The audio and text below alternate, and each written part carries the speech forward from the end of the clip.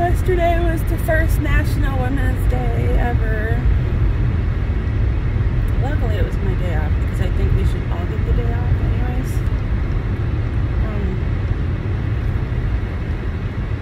Yesterday was a really tough day emotionally for me. If you saw my video, I was crying. I don't do that very often, and when I do, it usually doesn't last very long. Except for that one time that I cried every day, all day, for like a month straight. And that second time that I cried every day, all day for a month straight. Both times, I was going through like major crisis moments. But the first time,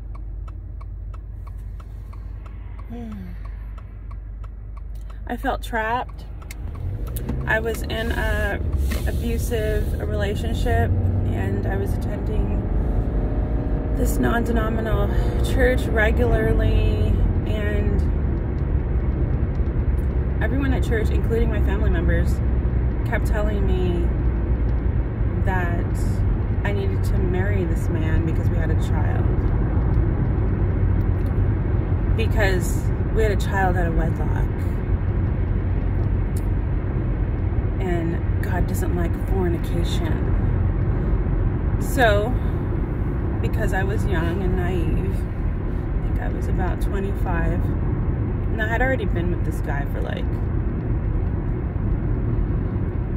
7 years or some shit. I was like ready to go, but did not have the support to leave. So I married him. Didn't tell anyone I was getting married. Whoever happened to be at church that day got to witness it. So a lot of people were pissed off, and that's fine. I wasn't really happy about getting married anyways. I knew I was making a mistake, and I was crying while I was getting married, and everyone was like, oh, because they thought I was crying because I was happy, but I wasn't. I was crying because I was so depressed. I was so miserable. And here I was tying myself to this man forever, right? And so right around that time, I just cried. I just could not stop crying for like a month straight. Just non-stop. And then the second time I did that was way later. I was around 37, maybe 38. And I was working in mental health, and I was working with a teenager and her family and going to court with them. And I just had this rush of memories of me being in court when I was 15, exactly the same age as this girl. And the person she was going to court for was like Mexican gang member, and that's what I was doing too. It was just like, whoa, trauma just like rushed back, and I had never really processed it before. I just kind of I knew it existed. I can't say I blocked it out, because that's not what I did. It was kind of hard to get away from it, because it was like a really long process. I went to court, went to trial, 6 months. The person was put in jail and then deported, and then it was just like a long thing that I just didn't want to think about. But everyone around me, I guess to them it was pretty traumatic too, but they kept fucking talking about it. And every time they would go to talk about it, I would leave the room. I didn't want to hear about this traumatic experience that I had experienced through the lens of someone else. So I just refused to talk about it. And And I guess I didn't bring it up or talk about it for like 20 years until this one day all the feelings just rushed, and I just couldn't explain to people that didn't know what had happened to me how I was feeling without having to explain the whole fucking story. And so I found myself crying for like actually this time I think it was more like 2 months. It was a pretty long fucking time. I left my job. I went to the ocean. I just like, I feel like I was like a chicken with their head cut off, right? I was just like in my car driving around, no destination, ended up in Oregon on the beach, just laid there, drove through the Tillicum forest, got lost. Like I was just driving and crying and driving and crying. And there was a lot of times when I didn't have any reception. So I was just listening to CDs. Luckily I had stopped at a vintage store and got some CDs. But I didn't have any navigation and I didn't know where I was going. So I remember my husband telling me, just remember to come home. He didn't give me a time limit, a time frame. He was just like, just come home when you're done. And so about 2 weeks later, I went home. I was done. But I wasn't done crying.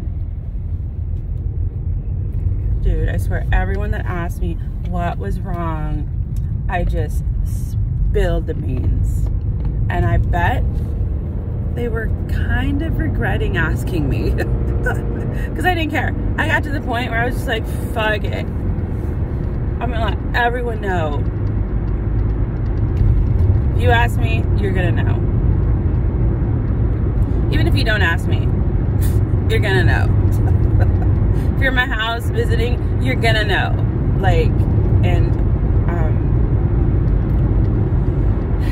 anyways, I don't cry often, but when I do, it's like a flood. I'm learning to express myself or allow myself to just show emotion for no reason at all. When I had my period every month before I had my hysterectomy, I started just allowing, after, you know, that big meltdown, I started allowing myself to just cry. Because at least once a month, I felt like crying for no reason. So I would just let myself cry. And when people asked me what was wrong, I was just like, I'm just on my period. I just feel emotional. There didn't have to be a reason, because there really wasn't. I really didn't feel like there was an actual reason compared to the trauma that I had experienced before. There really wasn't a big enough reason for me to be crying. I have since had a couple instances where I cry, and they mostly happen when I'm really stressed out, overwhelmed, and I guess my body's telling me, you need to feel this. You need to feel this. I'm learning how to feel things in the moment without pushing them away for later. And that's tough. Dude, that's a tough practice. These glasses are a pair of my old glasses that I just put on for driving because they have that distance vision that I think I still need.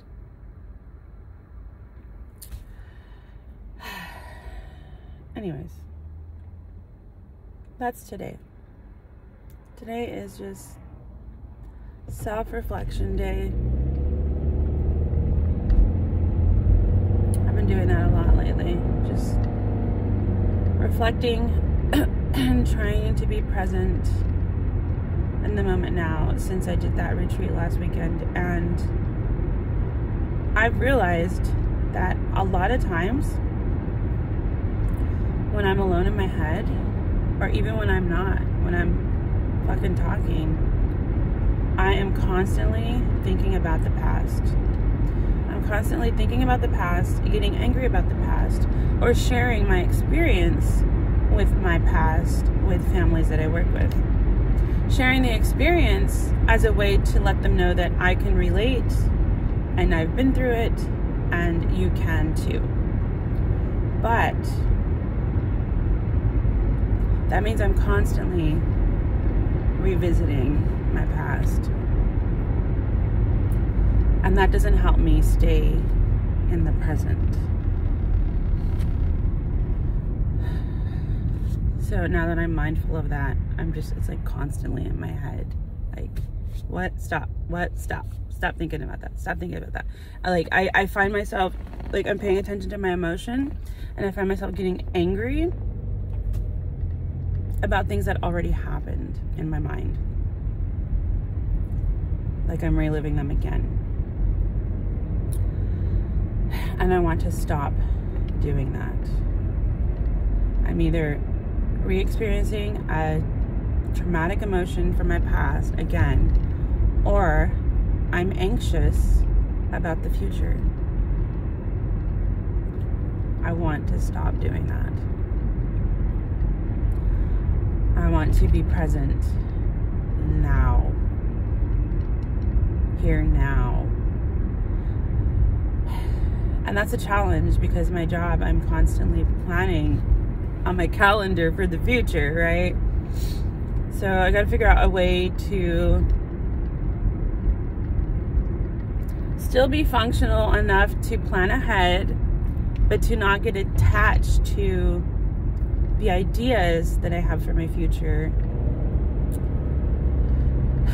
and try not to attach any feelings to those ideas, and just try to stay present without re-experiencing feelings from the past. This is going to be a great challenge, and if you can, I challenge you to do the same.